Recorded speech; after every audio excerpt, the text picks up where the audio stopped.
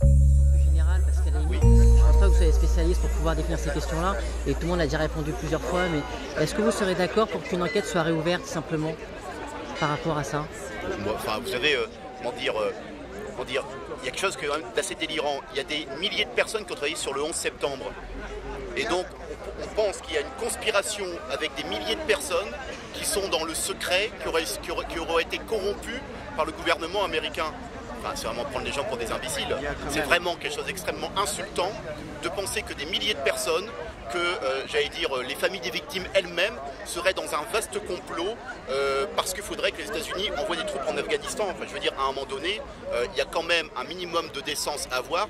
Et c'est pas parce que des illuminés, comment dire, sur Internet montent des soi-disant preuves pour dire qu'il y a un doute qu'on va réouvrir des enquêtes, j'allais dire, ad vitam aeternam.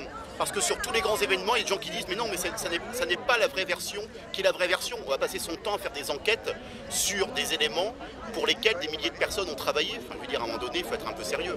Je n'accepte pas comme ça, brut de pomme, la vérité officielle. Parce que Bigard va plus loin. Ce Bigard nous dit qu'on nous a menti, qu'il y a un complot. Ah, oui, non, mais si je dis ça, c'est une manière douce de dire est-ce que la vérité officielle est vraiment la vérité? Non, on nous ment tout le temps dans tous les domaines. Enfin, je veux dire, là, on va pas peut-être parler de la grippe A, mais c'est quoi cette histoire de grippe A? Je veux dire, on a très très peur. Pourtant, je n'ai pas vu de cadavres dans les rues en arrivant ici. Les gens ne tombent pas encore comme peut-être ça va venir. Oui, mais est-ce qu'en commençant à dire on nous ment sur le 11 septembre, derrière, on va pas dire on nous ment aussi sur les camps de concentration entre 39 et 45?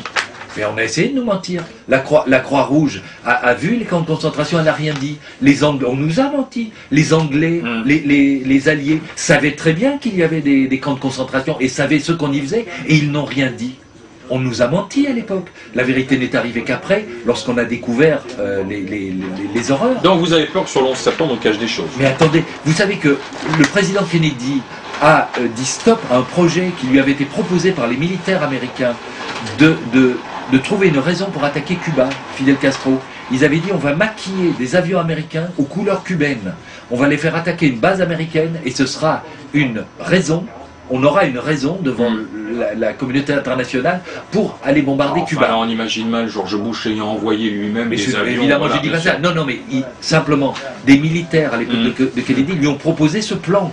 Et il a dit en conscience, on ne peut pas tuer des militaires américains, mais donc les types ils avaient un plan tordu dans la tête. Alors voilà. Des familles se sont organisées avec des scientifiques et des ingénieurs de tous les corps de métier, que ce soit dans le bâtiment, architectes, des aviateurs, etc., très reconnus.